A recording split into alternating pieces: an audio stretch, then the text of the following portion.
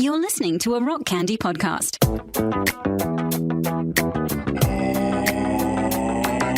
Yeah.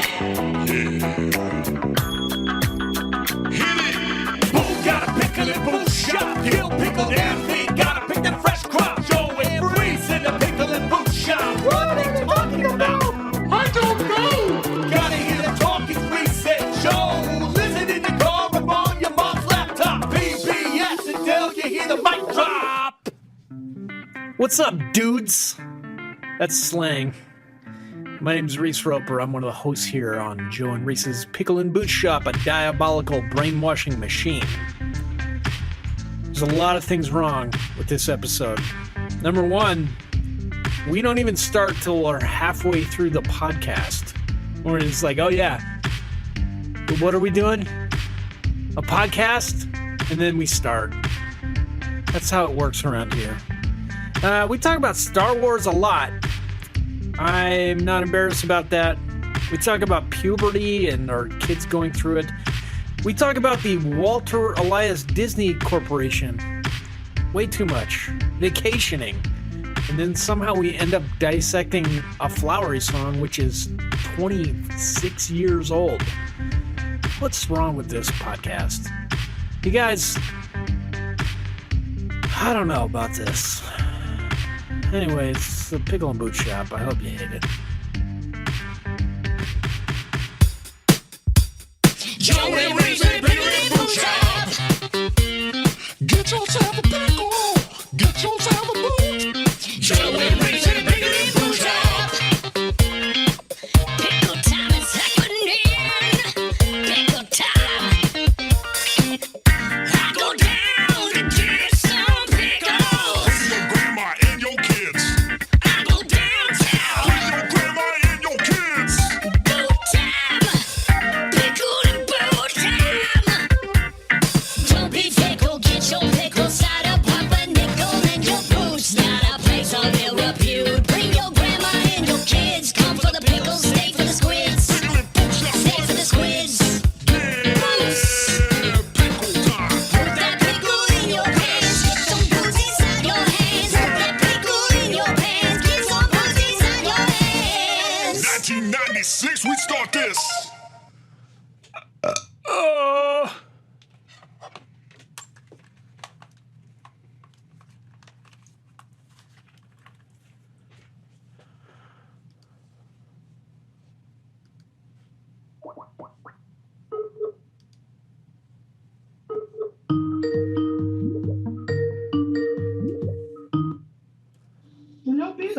Joseph? Joseph? Is it you, Joseph? Oh no.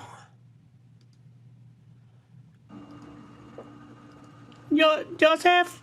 There we go. Can you hear me? I can hear you, Pickle. Pickle. Hold on. I can hear you, Pickle. Let's see. Hi, kitty. Oh, that's better. Kitty doggy, I love you. Kitty doggy. Is that Remember what- that? Yeah, I Remember re- that masterpiece? Oh, yeah. Hey, let's clap. Yeah. Okay. Clap. 3, 2, 1. Okay. Boom. Money. Monies. Money in the bank. So many monies. There's so many monies, so little days to use. I man. almost went like Swedish Chef at the end there. Well, I was traumatized both ways. Oh. I mean, I was traumatized by you talking like that, and Yeah. then there's no other way. So that is both ways. It's both ways. The one way and then the not another way is actually a way. Mm-hmm. What they always say on the Book of the Mandalorian, this is the way. What'd they say? In the Mandalorian. Yeah, what was that little catchphrase? Or Book of Boba Fett or something? This is the way. This is the way. It is yeah. the way. Yeah. It Did is you the watch that? three-way chili. Yeah, I watched it. It's so good. Did you watch Yeah, it's good. Obi-Wan Kenobi? Yes. Did you get Yes. Kenobed? I liked it. I enjoyed it quite a bit. I have to find myself because I think you're like me. Sometimes you could be a cynical fella. Yeah. And so I've realized that watching these shows, I want to watch them through I want to watch them through the eyes of a 45-year-old guy who grew up with Star Wars and played with Star Wars. But if you do that, you will be let down. This is true. Because it can't live up to when you were a child seeing that stuff and it was so amazing. So what I have to do now is I have to watch it. I have to block out all the criticisms and watch it with my kids. And like, if they're liking it and they think it's cool, then I'm like, good. Then Star Wars is still living on in this generation. I got to take what I can get, I guess is what I'm saying. Well, I think I'm with you. Like, you either have to kind of remove your skepticism or like, it was like that with the prequels. And then with kind of the second two of the newer films. But like Rogue One blows that out of the water. And I think Solo does too. Yeah, I like Solo a lot. And The Mandalorian is so good. Book of Boba Fett, I think, is pretty good. It's really good until he leaves the Sand People, and then it's pretty good. There's some dumb elements of it. And Yeah, I'd agree. Obi-Wan, I'm gonna make people mad, but I think it was okay with amazing elements. Like it seemed like it was rushed. It seemed too much like a TV show, but also the fights seemed goofy, like the lightsaber fights. It seemed like they could have been better.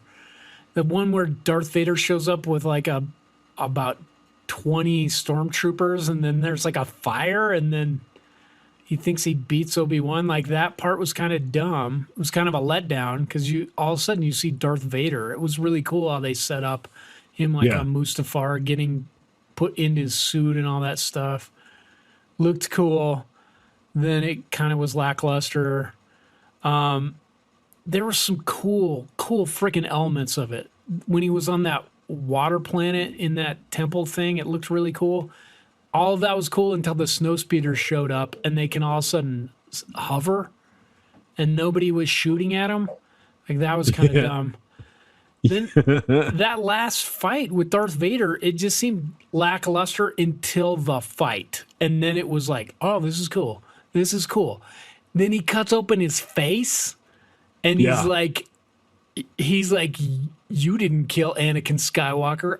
I did. And you, like, I'd pay for Disney Plus just to hear that again. That was so cool. Yeah, it was. And here's the weird thing. I really liked Obi-Wan. The only problem I had with it was Leia. I wish they would have built a different plot. I wish it was he went into exile and just built some different plot where it didn't include little Leia. Yeah, it seemed like they were just like, Lucasfilm always does this, where they're like, we need something for kids. And no, you don't. Like, the first Star Wars in Empire Strikes Back, you had Chewbacca. Like, that was enough. He was enough for kids. You didn't need the Ewoks. You don't need little Princess Leia. I don't know. I'm with you. Like, I was like, this is not necessarily. Build a different plot. Yeah, that was. I liked everything. I liked the fights and everything. But when it involved her, I just didn't like it. I wish they would have had, like, if they wanted to do a completely different show. Because here's the other thing, I feel like Disney really pushed the fact that they found this little star in the girl that played Princess Leia. Yeah, it was a cool little girl. Yeah, and she's a great actor. But you know what?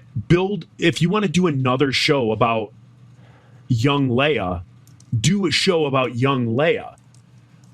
Maybe that show can go more in depth into how she kind of has senses with the Force and things of that nature.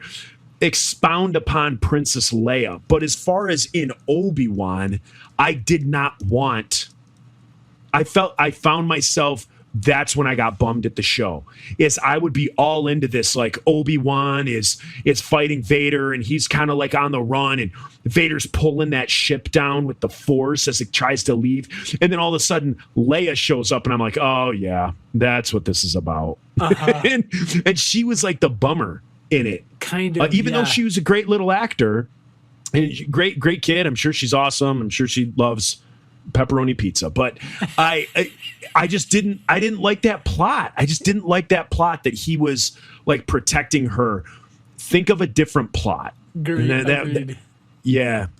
I did find it weird that my daughter and I were just talking about it. I found it weird that after like all this Disney stuff of like Disney just being Disney and wanting to be family friendly and all this stuff, and then all of a sudden they start putting, same-sex characters like kissing in their movies and things like that. Now all of a sudden Deadpool is on Disney Plus. It is. Like, Deadpool 2 and Logan all hit Disney Plus. And so Mia was like, man, she goes, it's so funny that Deadpool's on there. I'm like, so I was like joking with her. I was like, it was probably like at a Disney meeting and someone was like, hey, when are we putting Deadpool on there? They were like, we're not. It has like violence and swearing. And then somebody else was like, yeah, but we have same-sex people kissing in movies and this and that and this and that. And then probably someone was like, yeah, you're right. Like we're pretty diverse here at Disney now. So let's put the vulgar and the gore and the all that in there. Yeah. Yeah. So now Disney isn't Disney anymore. And I will quote, the conservative guy, Ben Shapiro. I'm not going to quote him word for word because I haven't memorized what he said. And I think we've talked about it on the show before, where he's not like all these people, like all these conservatives and right-wing people are like, we're going to boycott Disney. And Ben Shapiro is like, I'm not going to boycott Disney. Like, Disney isn't what it once was. It's another streaming platform. Disney so in the Plus. same sense, what's that? Disney Plus, yes. Yes, Disney Plus. It's just another streaming platform. So it's not like you're gonna like if you had HBO Max, you're not canceling your HBO Max because there's a scene of two men kissing in a movie. You expect it. It's HBO Max. Like they have no ties to anything. But a traditionally family-oriented Disney, and what they provide in their movies now, obviously shocks a lot of conservative people who just grew up loving Disney. Yeah. And now I think Disney's just full on like, nah, we're a streaming service. If we own this movie, it's going to be on Disney Plus. Well, I think also they give you parental guidelines. Like you can set up your kid's account and your own account and have a password. So your kids can't watch Deadpool. Right. I believe you're right. Yeah. I think the failure is people want Disney to be the parent so they don't have to. Well, that's in everything. That's in our school system. It's everything. I know, but like Disney in the 80s, they had Touchstone. Like they just created other movie companies to run their adult or their PG-13 movies. Yeah. But they're not going to create another streaming service for that. It's crazy. They just are going to do, they're going to have to let people be parents, hopefully. Do you remember the first PG-13 Disney movie? And this, if you get this, I will be shocked. Was it The Sword in the Stone? No. PG-13 Disney movie. It was on Disney? Like it was Disney was the It is a distributor. Disney, correct. It is a Disney movie. It's not a cartoon. It's not a cartoon. It's not Touchstone. Disney movie.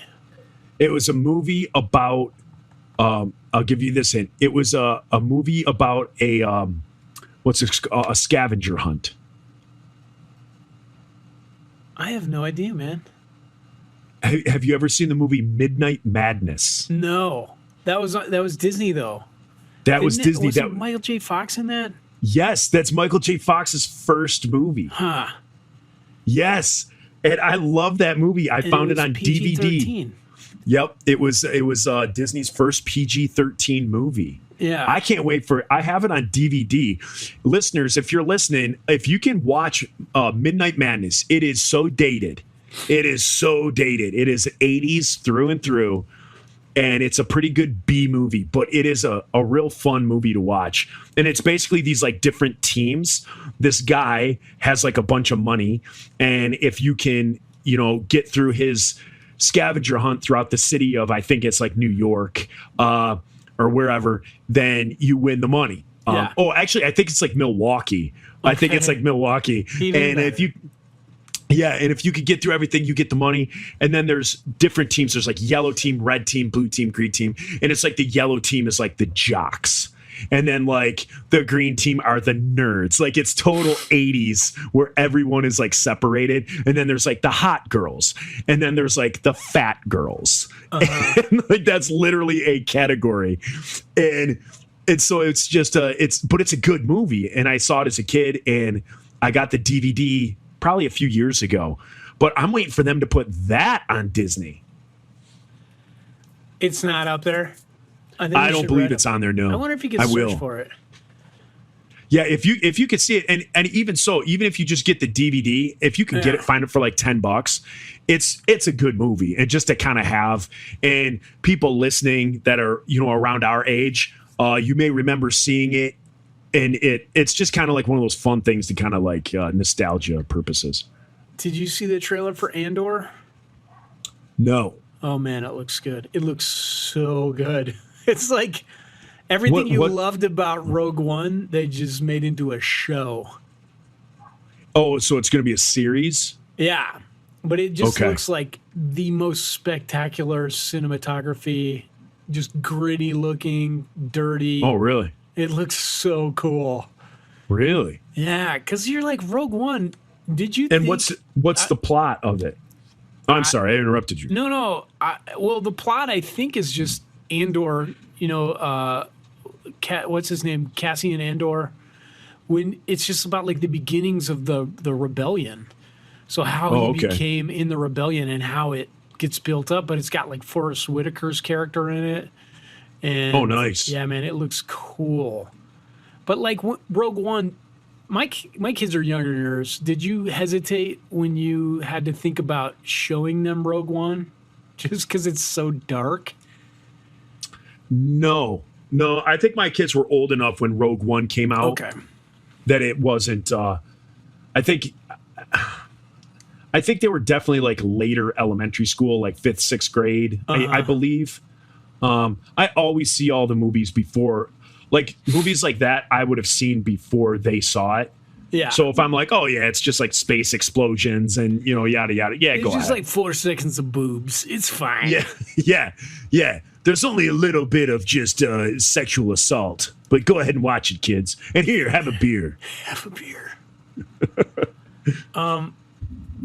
Yeah, I did. My daughter, my oldest, was like 8, but she was really into Star Wars and she wanted to see it. So I was like, I had to think about it.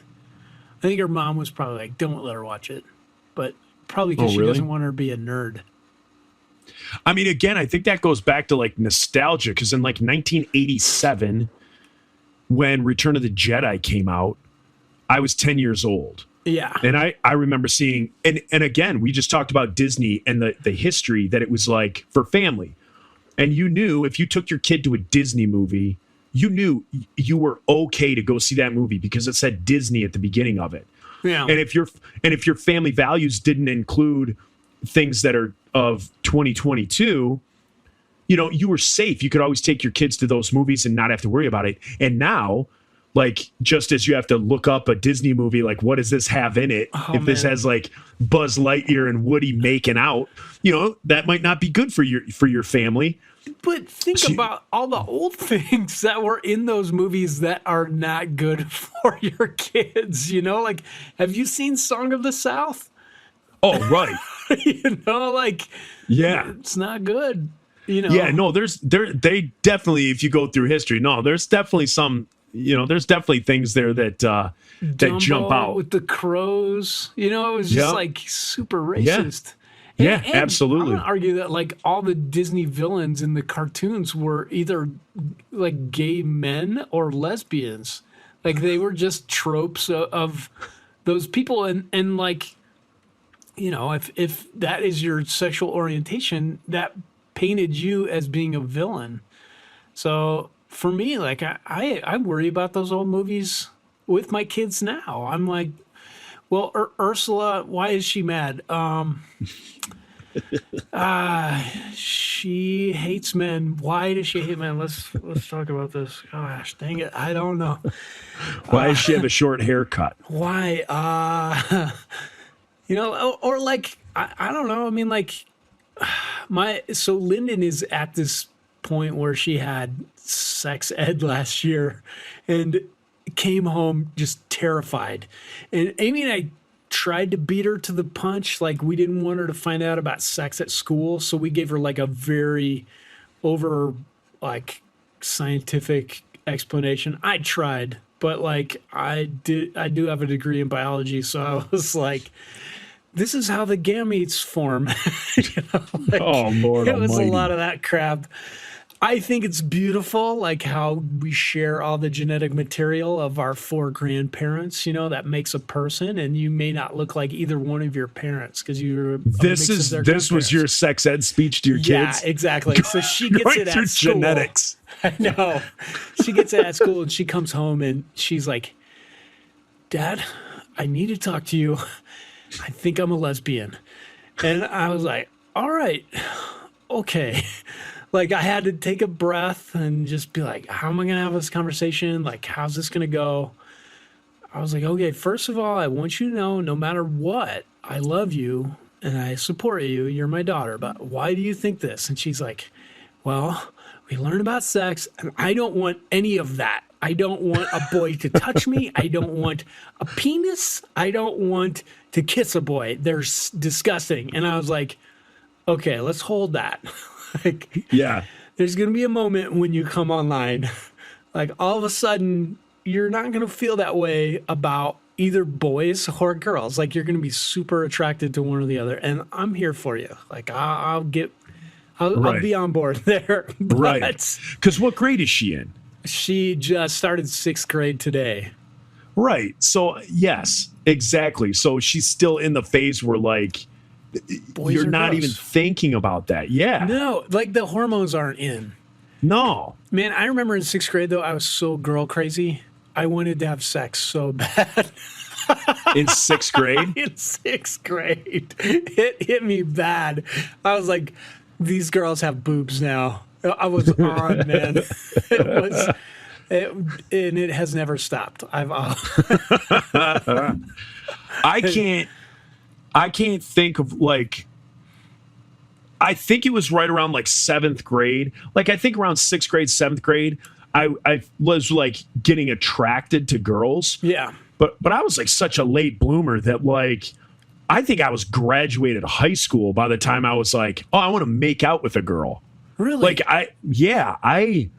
like my everyday through like high school, and this is the God's honest truth. My everyday freshman through junior year was like, I got home from school, I played hockey from sun up till sundown unless it was cold or rain, like unless it was too cold or it was raining, then it was, you know, like we might play video games, or maybe a certain couple of days in the summer, instead of playing hockey, we'd play basketball or we'd play baseball. But I was nonstop athletics until my senior year. And that's when Nate and I started getting the insiders together. Yeah. And then senior year was like, all right, I'm going to shows, I'm going to bands, I might hang out with a girl here or there, but it wasn't like dating. I was just like a late bloomer. And then by the time I came around, it was like, you know, full on like, you know, oh, I want to kiss somebody. It was like, then I was basically dating Leslie at the time. So I was like a super late bloomer. I jacked off like 8 times a day in high school. Yeah. I Yeah. think the only thing that interfered with that was Jesus. I just felt like Was school itself. The School fact that I had to itself. leave the house. I had to leave the house, and then I get home, and then I'd feel guilty about it, and I'd go in waves. Like, Yeah. well, I already did it today. Might as well do it 8 times. Yeah. Now, I'm not saying that didn't happen, but as far as like my life, like that might be like 5 minutes of my life a day, you know, but then it was like I was just never like all my buddies and stuff, like they'd, you know, the weekends they had to ride their bikes over to like their girlfriends' houses. They, you know, and they'd come back to school on Monday and they hung out with so and so, or, you know, this guy and this girl were dating. And like that just wasn't me. I mean, like high school, I had like I had girlfriends, but I had girlfriends that I would like hang out with, but because I was like a Christian kid, I wasn't like, oh my gosh, I want to jump all over this girl or I want to make out with her. Like I had self-control. Oh, I had self-control too. I did not jump on any girls or make out with them. It was offered several times to me, and then it would just be like, I would be so shocked, or I would remember Jesus, and then I would not. Yeah. Yeah. Yeah, man. I'm glad my daughter is not having these struggles right now, just because I want her to spend as much time being a kid as she can. Yeah. I always So- told my kids that, man, you have the rest of your life. And I tell other kids that, like kids at work that I deal with, you have the rest of your life to be an adult, but you only have about 3 or 4 more years to be a kid. Yeah. You know, just be a kid. Don't worry about the big pressures. Don't worry about all that stuff. Just be a kid, because you're going to blink and you're going to be an adult and you're going to wish you could go back to being a kid again. Yeah. And you're going to have all the pressure in the world. You're going to have bills. You're going to have all these different things. And, you know, yeah, I have that conversation weekly with kids. Yeah. Hopefully it works, Joe. So anyway, let's start this. Let's start this little thing we got going here. We're already halfway through it. Hey, you guys, this is Joe and Reese's Pickle and Boot Shop, brought to you by Rock Candy Podcasts. The rock candy that is sweet on your tongue, not in your butt. Did you read that, Joe? No. Oh, I that made was that just all up. improv. That was amazing improv. That was really amazing, Joe. Yeah, thank you. That didn't was so sound good. That didn't sound made up at all. But I think this is what, episode 28? Episode 28, Pickle and Boot Shop, Yep. Diabolical Brainwashing Machine. Yeah. Yeah. And I had a question to ask as we start this thing off. Now we met last week. Like we recorded last week, For the and first you'd come. time. Yep, you'd come back from Hawaii and all that stuff. Yeah. But I don't think you had been to work yet.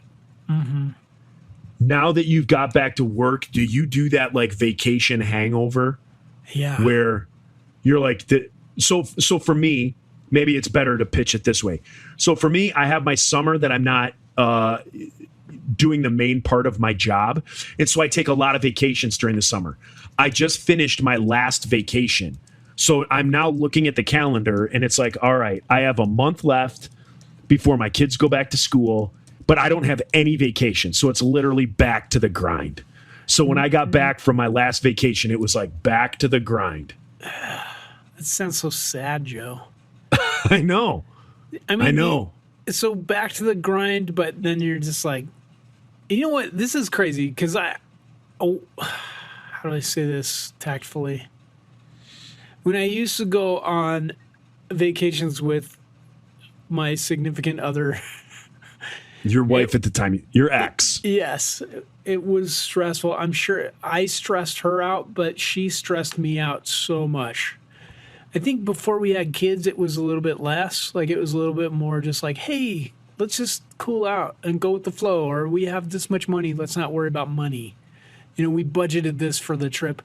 And I kept trying to get around it. Like I would book us and like all-inclusive things, hoping that would kind of tamp down some of the anxiety that she had. But it never really did. It just kept getting worse. And so when I went to Hawaii, it was just me and the kids. And even though it was like a work trip, I was like 2 days into it, and I was just like, it's just like a weight came off me. I was stressed because I was expecting, like that's what I spent 17 years doing vacations. Just like somebody's about to get mad at me. They're going to get mad because they're hungry or they want this or they want this. And the kids were totally mellow. And they're usually like high anxiety too. And so I was just like, oh my God, this is what I missed. Like, I'm on vacation. This is vacation. I'm here. Me and my buddy Dre talk about that there's vacations and there's trips, because he argues you can't go on a vacation with your kids. Well, because he argues that if you go on a vacation and you got to get them to bed, you got to get them this, you got to feed them this, you got to do this, you got to take them here. He's like, that's just the normal routine in a different area. So we call that a trip. And then a vacation is where you can go and relax. Yeah. And so he argues that you can't have a vacation. Well, he can't right now with the age of his kids. He can't have a vacation. It's just trips that he goes on. Oh man, it was a vacation with my kids, even my 7-year-old, because she'd just be like, Dad, I'm going in the pool. I'm like, cool. I don't have to, I know you can swim good. I'm just going to sit here and watch you from this over here and like read with this something. Pineapple in my hand filled with pineapple, filled with the finest rum. But dude, it was so nice. It was like the first real vacation I've had in like 15 years. Nah, I don't want to say that. At least like since my kids were born. We went to Croatia, Amy and I, and it seemed like it was pretty fun. But since then, like since we've had kids, I think it just made her so anxious. And everything was just like, how are we paying for this? And I'm like, we already talked about it. Like we put up $1,000 so you wouldn't worry about money, but she still would. And I don't want to talk crap about her because I think a lot of that anxiety too, I caused her just because I'm just like, let's not worry about anything. Let's jump off this thing, let's go swimming in this beach. Just look out for the broken glass. And, she'd get worried. But like without that, it was magical. Yeah, I know what you're talking about, just because, like I said, I went from being a kid to graduating high school, and like 2 years later I was married. So it was like I always had my parents telling me what to do. Then with the insiders, I always had a tour manager or a manager telling me where to be, when to be there, schedules. Then I get married right away at age 21. And everything with Leslie's family was planned. So I just showed up and I was told the same thing. Like, we're going to Disney. We need to be here. We need to be there. We're having dinner at this restaurant. Like, I made no decisions. So then when I got divorced and I find myself with my kids and it's like, let's go. There's a city north of us here called Frankenmuth. And it's where Greta Van Fleet is from. And it's like the little German town in Michigan. Okay. So like you go there and it's all the architecture is like German, like Bavaria. And there's like the hotels with the water parks in them and different things like that. Everything is like German themed. And so like the first time that like my girls and I, we were going to go up to my dad's cottage and they lost power that day. And so my dad's like, we don't have power up here. Well, the girls and I were prepared for a trip. So I'm like, you know what? Let me see if I can get in at this hotel and we can go to the water park. And it was the first time, like what my kids don't understand is as a kid, you're just thinking your parent is taking you somewhere, like we're going with dad. What they don't understand is that this was the first trip that dad planned, where I would be in charge and I'm booking a room and we're going to eat here at this time and we're going to go here. So they have no clue about this, that I'm like, have no idea what I'm doing. But it's like you said, that I was always told where to be at what time. And I could never plan anything that I wanted. And so many times when I was on vacation back then, I'd be like, man, I don't want to be doing this. Yes. I don't want to be good. Like everything I do, I don't want to do with 15 people. Yep. Like at some point I want to walk the beach with my wife. At some point I just want to be with like my wife and my kids. Like I don't always want to be with 10, 15 other people. And that's what it always was, because it was always these big family vacations. Yeah. And so to be able to just go to a hotel at a German place and swim in a pool and just have fun, the three of us. Oh my gosh. I understand what you mean when you say it was like a weight lifted off your shoulders. Yeah. Like nobody is judging your decisions. Your kids, they're just like, I don't want that. And then you're like, okay, let's find something fun. Yeah, exactly. You know? Like, yeah. But my kids are like, the youngest one will try any food you ask her to. She will try anything, which is weird. And then the oldest one, I think she's getting to this point where she's like, she doesn't want to be outdone by the young ones, so she'll try stuff too. And so it's fun, you know, like, let's try this Ethiopian restaurant. Let's try this Korean chicken place, you know. Yeah. I took them to that place you told me, and it was so fun, and they loved it. Yeah.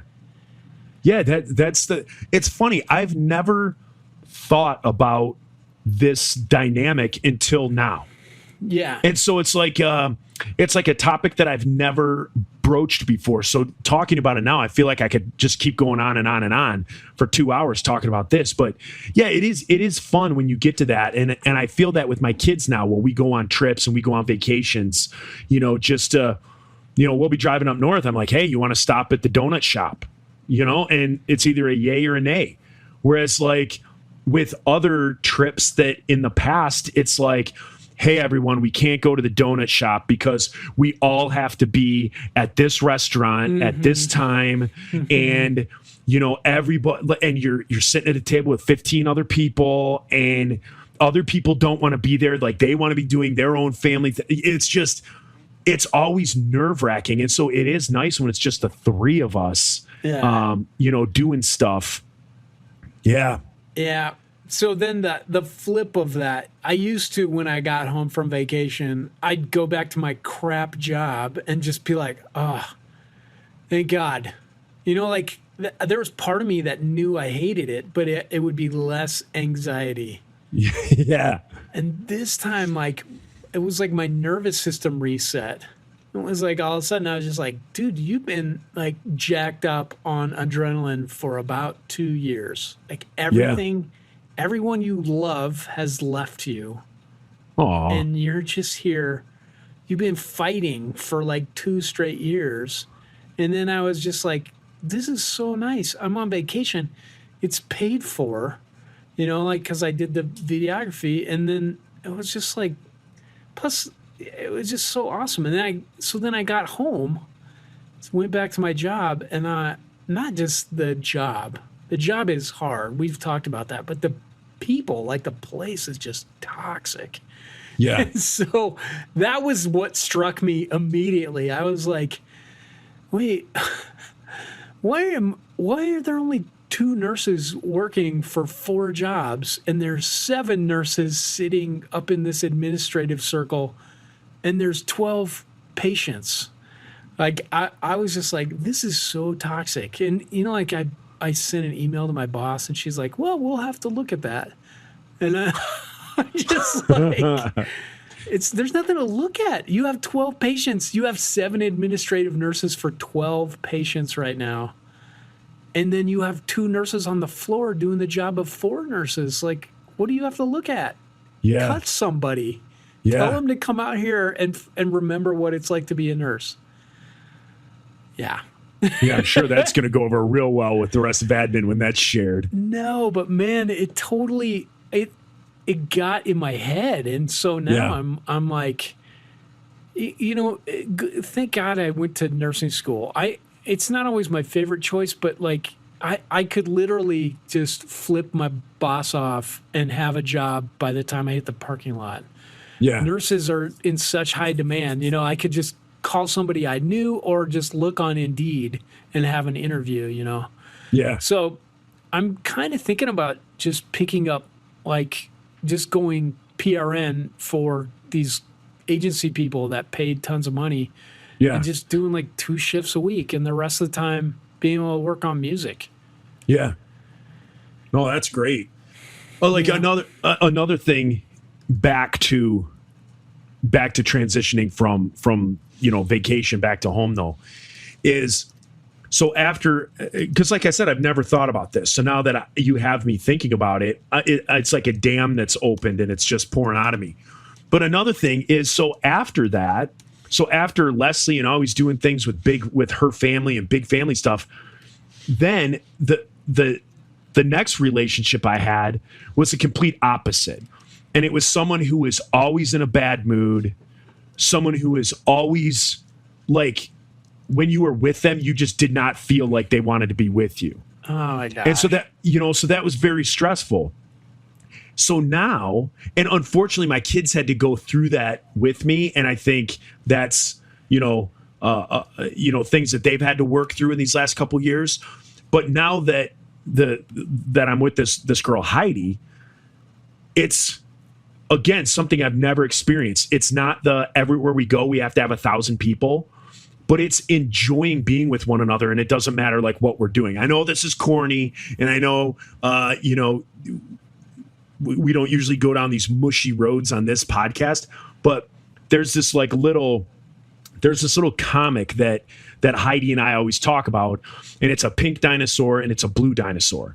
And so the blue dinosaur goes up to the pink dinosaur and says, "Hey, do you want to come with me?" And then it says ... And then the pink dinosaur says yes. And the blue dinosaur says, "You haven't heard where I said if you want to go." And the pink dinosaur says, "Well, you said with you. So as long as I'm with you, I'll go anywhere. It doesn't matter where we're going." And so it's like this. So he puts up on the Skype call, he puts up all these hearts and stuff like that come popping up on the screen. So it's just this dynamic that I've never had in my life. Marrying Leslie, so young, it's like we didn't have this relationship like that. It was a very learning as you go. And then I was in a relationship where there was no love at all. Yeah. And then now with this one, it's like, do you want to go with me? Yes. And it's just like, it doesn't matter where, as long as I'm with you. And so, it's the type of thing I've never experienced something like that. And so going on trips or I've done camping trips with her and done like a little weekend away or something like that. And it's same thing. It's a vacation. It's That's not so stressful. Awesome. It's not, from arguing what you're listening to on the radio to where we're staying to this, to that. It's just, everything is just, hey, as long as I'm with you, everything's good. And that's been a huge blessing too. That's so awesome. Yeah, man, I've never thought about this stuff. Yeah, it's good to talk about it. Hey, I have another thing that I want to bring up. I think it's going to be a new segment that we do. Okay. I'm kind of taking, if you listen to the podcast where I interviewed Tobin, the last one where I interviewed Tobin from Flatfoot 56 from Middle Earth. Yep, from Middle Earth. I brought up that Flatfoot should do a storytelling album. Okay. And maybe have it like an EP, kind of tell a story at the beginning of it or something like that. Well, Tobin has taken it and he's doing a podcast. He's going to be coming out with a podcast, and each episode, it's going to be a storytelling behind the songs that Flatfoot sings. And obviously the style of music that those guys do, it's very storytelling, folky type music. Well, I thought for a segment for us, we could do the same thing. A storytelling segment that we take one of our albums through our musical catalogs each episode, and we explain why that song was written, how that song was written, maybe what you were thinking of when you wrote it. Oh, and wow. Yeah. So I was going to bring up to you, I was going to bring up the Flowery song. Okay. Now, I didn't give you time to think about it and do everything like that. So it was a long time ago. You put in your notes blank. Exactly. Storytelling. What's the story behind blank? Yes. So I was going to fill that in prior to the show and I forgot. But I was going back and forth between the Flowery Song or that one.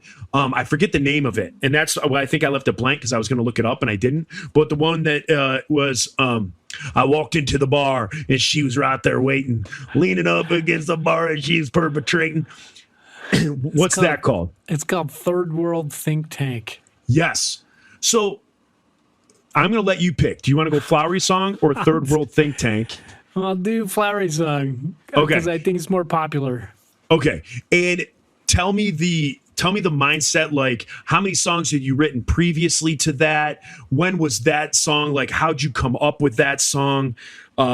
Just kind of tell me, obviously in your own words, but tell everybody what the process was for writing Flowery Song. All right. Then next week we're doing Motor City Ska. Yeah. Yep. Then next week we'll do something off Motor City Ska. Shoot, dude. We used to. So the way that we used to write songs was Scott would he would come up with riffs and then try and get the rest of the band to play them. You know, be like, here's what I'm thinking is the intro. You know, they'd work out some sort of transition between that and the verse, and then the verse to a pre-chorus, to a chorus, to a bridge. You know, like. And just try and figure out all the parts and then kind of make segments between them. Yeah. So usually we'd work on stuff like this in practice. And while it was happening, I'd dink around because I'd just be sitting there. They'd be coming up with parts and I'd try and figure out, is this the chorus? Okay, here's where I think the melody should go. Here's what I think should happen. So I just kind of dink around with melody and stuff. I think on that one, he just handed me a tape, and I was supposed to come up with lyrics on it. And all of the songs had like a working title at first, so that one was Flowery Song. And I thought it would be cool to call it A Flowery Song. I was inspired by the sound of the music and that title.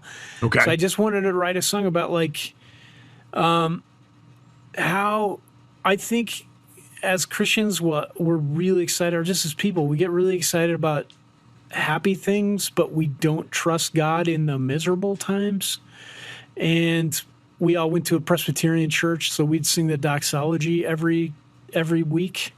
And I was like, this would make the coolest. I was just sitting in church, and I was like, this would make the coolest chorus for that song. Yeah. So then we did it. And the melody is totally different from the actual doxology. There's like 3 or 4 different versions of melody that you can sing in church, but like this is none of those. So we just, I just worked that in. And there wasn't really a bridge. So when we got to the studio, Saki was like, we need something more in this bridge. And we thought it would be funny to make animal noises because, because in the doxology it says, praise him all creatures here below. So we added that in there. Oh, nice. And, I didn't even put that together. Bunch of people that were hanging out in the studio and then all of us making noises. Silly. So there's that song. Did you know when you wrote it, did you know that like that was going to be, because I consider that like the best song off that album. Did you know that was going to be like the banger? No. I think it's amazing that I think it got a lot of airplay because it's definitely the most Christian song, the most accessible Christian song off that album. But it's also it's pretty heavy to talk about, like just the topic of like God is still God in, like no matter what, no matter how shitty things get. Yeah. And still deserving of our praise. Like that's what our faith tells us. I mean, I could listen to that now. I'm angry at God still. I don't believe that. Like I'm having trouble with having faith that there's good in my suffering. Yeah. Yeah, man. Because it's funny that most bands kind of stumble into their popular song. Like they'll work on another song on an album for a while, but it's like a sneaky one. Like I think Nirvana, like Smells Like Teen Spirit, they didn't even want that to make the album. and then all of a sudden it becomes what it does. With you guys with that song, it's like that bass line. So that bass line starts, and I mean that's a bass line that I think every kid who's ever picked up a bass or a guitar, I know for me, I sit down and I sit there and I try and play that, and it's got to be in seasons of my life where I could play it, where if you guys showed up in Royal Oak, in Detroit, I could come up on stage and play it. And then there's times like right now, if I went and picked up my guitar, I'd be like, how do you play that again? And like, I don't think I'd be able to do it. But like that bass line comes in, and that's one of the greatest bass lines like I've ever heard. And then, oh my gosh. And then it's like when the song actually starts, and everybody kicks in. That's like that perfect. It was like that perfect 90s ska, starts with a great bass line, and then everything kicks in. And beautiful day. All that stuff. I just think it was like really good. And like you said, it stands up even today. I don't think it's a dated song where I listen to like Motor City Ska stuff. And again, you guys all know how much I bag on that album, but that feels dated to me. But that song is not. Like that song is like always on my on my playlist and stuff. To it. Jeez. No. Is it because it's yours? Probably the same thing for me, Motor City Ska. Everybody online tells me, man, you're too hard on yourself. Motor City Ska is awesome. And I'm just like, I don't hear it, but thank you. Yeah. I don't know. I mean, like, I think part of it, too, was we made a video of it. Frank was like, this is the single. Frank was good at picking out, like, what would be the single. And then he got Brandon Dickerson to make the video, and it was... I don't think we paid more than $3,000. This dude went on to make like the Sixpence There She Goes video and Pete. Like he did the W's, You Are the Devil and Devil is Bad, but then he did like the Jonas Brothers, and he's made all these feature-length documentaries, and he's huge. But like he was in film school, and Frank, we knew him, I think, because he was friends with Joey Belleville from the Echoing Green. Okay. So he was like, come down to Albuquerque. I'll get a bunch of my youth group kids and we'll make a video. So those kids, he was their, like the youth leader of the youth group, and was like, hey guys, go get your Halloween costumes if you want to be in a video. And just had this idea of, let's just make this video where you're eating breakfast, you run out of this house, and then everybody just starts coming out as you're running after this truck with a camera on it. And, man, we got so sunburned because we were doing that for about 5 hours. And so when you're in the cafe, you guys are all sunburned. You can see it. Yeah. We filmed that at night.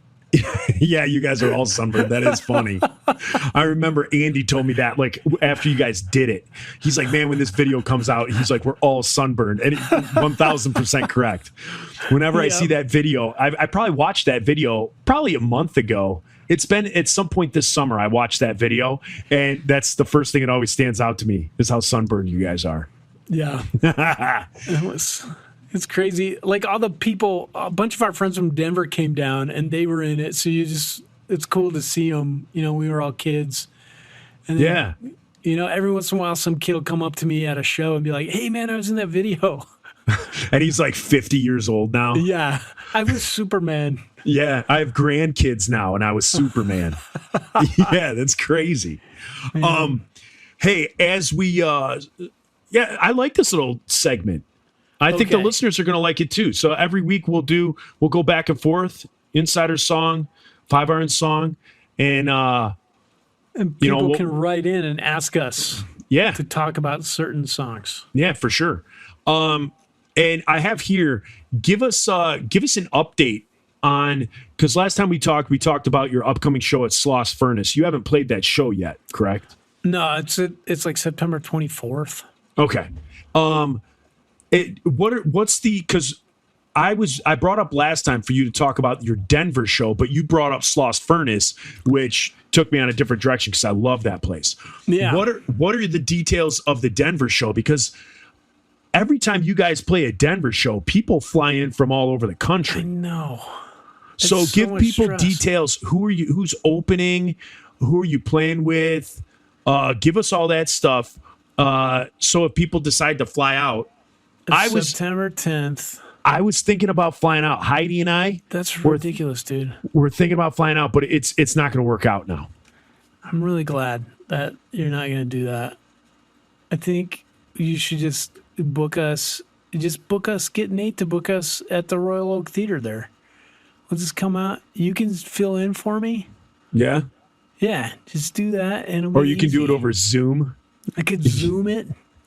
That's what you should do. You should do a Zoom concert, and then just have like You, on at the you pay your ticket and you go, and then it's just a screen that looks like the Brady Bunch, and everybody's in a square. we'd have to be like within like 100 miles, or the lag would be too bad. Yeah, it would be like going to a Gorillaz show. Yeah. So what are the September details of that 10th, Denver show in case It's people at want to the go? Gothic Theater, which is in Inglewood on South Broadway. We're playing with the Planet Smashers. Is that near Colfax and Broadway? It's how far north? 30. It's like 3 miles south of Colfax and Broadway. Okay. 3. So guys, you could go to the show and then you could go to Colfax and Broadway Could just drive up there. and sit at the bus stop where Reese wrote that song. So here's the interesting facts. Keith and I used to go see metal bands play there all the time. I guess Andy was there too. We just didn't know him. Like Tourniquet and Vengeance. And Brad used to work at a Bible bookstore that was on the same block. And we would go see. I saw Steve Taylor play there. It was so nice. awesome. The Planet Smashers, apparently Micah was worried. He's like, last time we played with them, they had a stripper. And I was like, dude, where was I? Come on, guys. Can you at least tell me when these things are happening? But they didn't tell me. And so he was worried that there would be a stripper and it would challenge the sensibilities of some of our listeners, which it should. It should challenge my sensibilities. But when I'm not gonna lie, the first thing I thought about was why didn't you guys come get me? But Instead, you were that's out. happening. You were out signing. Well, you don't sign. You're talking to people at the merch booth. Yeah. So other than that, Leonore texted me the other day and she said our good friend Agata Ozawa has been talking about coming to that show. Yeah. And I said to you, how do I get a restraining order? What do I have to do? I don't know if you could get a restraining order this quickly. That's not going to happen. But what you could do is you could contact. This is what you could do. You could contact the theater, and the theater can just say she's not allowed on the premises. Okay. Due to there could be a possible situation between her and the lead singer. It's like a stalking situation. And so if the club is made aware prior to, they'll just not let her in. And then she could be trespassed, have to leave the property. And then if she comes back, she could be arrested. But yeah, I mean, that would be the easiest thing to do is just contact the club and say, hey, I have this international situation. I know this sounds crazy, but this girl could show up at this show. I'll do She that, stated, and I'll cut this out so that she doesn't get a heads up. yeah. And, that's what I would do. Okay. And then idea. also let the police department know. Just be like, hey, this is a situation that's going on with me. It's been documented. Again, I know this sounds crazy, but I'm going to be playing at the show. We're headlining this show, and this girl has kind of made online. She's threatened me. She's done this. She's done that, and she said that she could be at the show to cause problems. And just give them a heads up that if the club were to call them, they would say, "Oh yes, we know about this already." Okay. We would call that a special check or an extra check. So if we knew something like that was going on, if a band called like our roofing company and said, hey, this is what's going on, we would have like an officer like do kind of be in that area a little bit more than usual. So, yeah. Okay. Yeah. I'm going to do that. Yeah, So I that's think it about I think that. that's it for this. Freebies, we're done. And so, Peace in the Middle East. in the Middle East of pizza. Yeah. See ya. See ya! Bye. For more shows like this one, visit rockcandyrecordings.com.